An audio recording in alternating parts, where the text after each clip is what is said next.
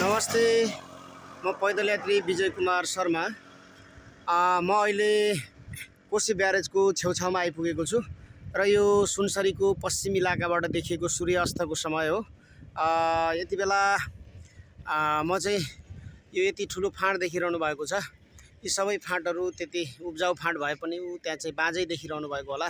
यो सबै यति अप्ठ्यारोमा छ, यसलाई चाहिँ हामीले हराभरा बनाउनु पर्छ र त्यसको लागि पनि हामीलाई स्थिर सरकार चाहिन्छ।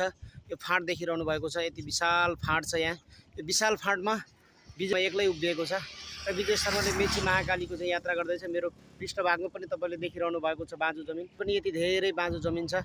यसलाई उपयोग गर्न हामी किसान नीति बन्नुपर्छ। जुन नीति अहिलेसम्म बनेको छैन, बनाउन सकिरहेका छैनन्, त्यसको लागि हामीलाई स्थिर सरकार चाहिन्छ। त्यसकारण म कोशी प्रदेशका जनताहरूलाई यहीँबाट आह्वान गर्न चाहन्छु, अपिल गर्न चाहन्छु कि यो पटक 2/3 मत एउटै पार्टीलाई दिउँ र एउटै पार्टीको 2/3 सरकार बनाउने परिस्थिति हामीले निर्माण गर्नुपर्छ। चुनावभन्दा हामी अगाडि बलिया हुन्छौँ भन्ने अपिल सहित अनुरोध गर्न चाहन्छु। धन्यवाद, नमस्कार।